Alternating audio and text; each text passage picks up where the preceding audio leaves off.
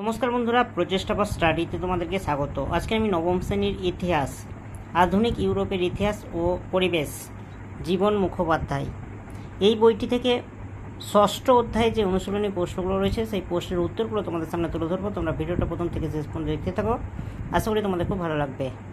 বন্ধুরা, দ্বিতীয় বিশ্বযুদ্ধ ও তারপর অনুশীলনী প্রশ্নগুলো তোমরা দেখে নাও। প্রথম প্রশ্ন হচ্ছে ভার্সাই চুক্তি স্বাক্ষরিত হয়, এর উত্তর হবে 1919 খ্রিস্টাব্দে। চেম্বারলেন ছিলেন, এর উত্তরে ব্রিটিশ প্রধানমন্ত্রী। হিটলার ছিলেন, এর উত্তরে জার্মানির রাষ্ট্রপ্রধান। উইনস্টন চার্চিল ছিলেন, এর উত্তরে ইংল্যান্ডের প্রধানমন্ত্রী। 5 নম্বর প্রশ্ন হচ্ছে জেনারেল দা গল ছিলেন, এর উত্তরে ফরাসি রাষ্ট্রপতি। মার্শাল ঝুকভ হলেন, এর উত্তরে রুশ সেনাপতি। প্যারিস শান্তি সম্মেলন হয়েছিল, এর উত্তর হবে 1919 খ্রিস্টাব্দে। তৃতীয় বিশ্ব কথাটি প্রথম ব্যবহার করেন, এর উত্তর হবে ফ্রান্স ফ্যালন। বন্ধুরা, শূন্যস্থান পূরণ করো। প্রথম প্রশ্ন হচ্ছে 1937 সালে জার্মানি, ইতালি ও ড্যাশকে নিয়ে গড়ে ওঠে অক্ষশক্তি, এর উত্তর হবে জাপান। জাতিসংঘ প্রতিষ্ঠিত হয় প্রথম বিশ্বযুদ্ধের পর, ড্যাশের জায়গা হবে প্রথম।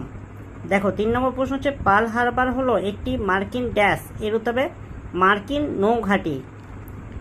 1941 সালের ড্যাশ জুনে হিটলার রাশিয়া আক্রমণ করে, এর উত্তর হবে 22 জুন। 5 নম্বর প্রশ্ন হচ্ছে 1945 সালের ড্যাশ আগস্ট হিরোশিমায় আণবিক বোমা বর্ষণ হয়, এর উত্তর হবে 6 আগস্ট। দ্বিতীয় বিশ্বযুদ্ধে মৃতের সংখ্যা প্রায় ড্যাশ কোটি, এর উত্তর হবে 4 কোটি। 7 নম্বর প্রশ্ন হচ্ছে দ্বিতীয় বিশ্বযুদ্ধে 1945 সালের ড্যাশ সেপ্টেম্বর জাপান আত্মসমর্পণ করে, এর উত্তর হবে 2রা সেপ্টেম্বর। স্ট্যালিনগ্রাডের যুদ্ধে জার্মান সেনাপতি ছিলেন, এর উত্তর হবে ভন পাউলাস। বন্ধুরা, এবার সত্য না মিথ্যা নির্ণয় করো। প্রথম প্রশ্ন হচ্ছে অক্ষশক্তি গঠিত হয়েছিল ইতালি, জার্মানি ও জাপানকে নিয়ে, একদম ঠিক, সত্য। 2 নম্বর প্রশ্ন হচ্ছে চার্চিল ছিলেন রক্ষণশীল দলের নেতা, ঠিক। রাশিয়া ও ইংল্যান্ডের মধ্যে অনাক্রম চুক্তি স্বাক্ষরিত হয়, এর উত্তর হবে একদম মিথ্যা, ভুল। 4 নম্বর প্রশ্ন হচ্ছে পার্ল হারবার ছিল ব্রিটিশ নৌঘাঁটি, ভুল। 5 নম্বর প্রশ্ন হচ্ছে ঠান্ডা লড়াই হলো দুই শক্তির দেশের মধ্যে আদর্শগত লড়াই, এর উত্তর হবে একদম ঠিক। 6 নম্বর প্রশ্ন হচ্ছে দ্বিতীয় বিশ্বযুদ্ধ হলো মুসোলিনির যুদ্ধ, এর উত্তর হবে একদম ভুল। ভার্সাই সন্ধিকে শান্তিমূলক চুক্তি বলা হয়, এর উত্তর হবে একদম ঠিক। ইংল্যান্ড ছিল মিত্রশক্তি জোটের একটি দেশ, এর উত্তর হবে একদম ঠিক।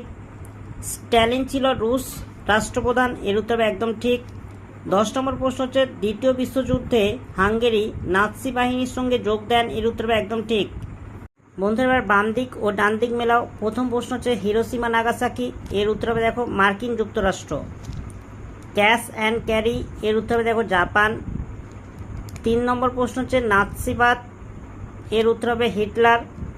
ফ্যাসিবাদ, এর উত্তর হবে মুসোলিনি।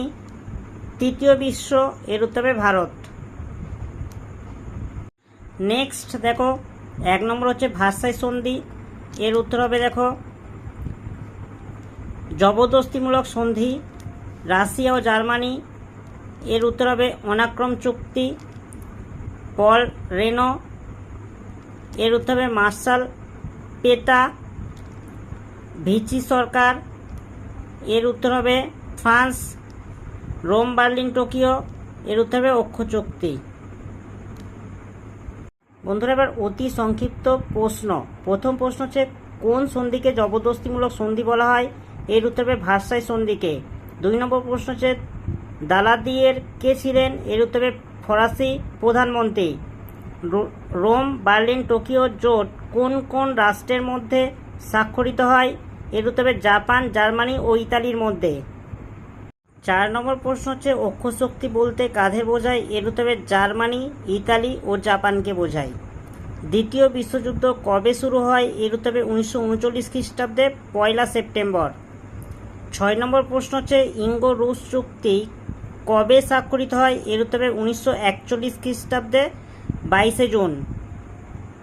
7 নম্বর প্রশ্ন হচ্ছে লেন্ড লিজ আইন কবে পাস হয়, এর উত্তর হবে 1941 খ্রিস্টাব্দে মার্চ মাসে। কোন দেশকে গণতন্ত্রের ব্যুহ বলা হয়, এর উত্তর হবে আমেরিকাকে।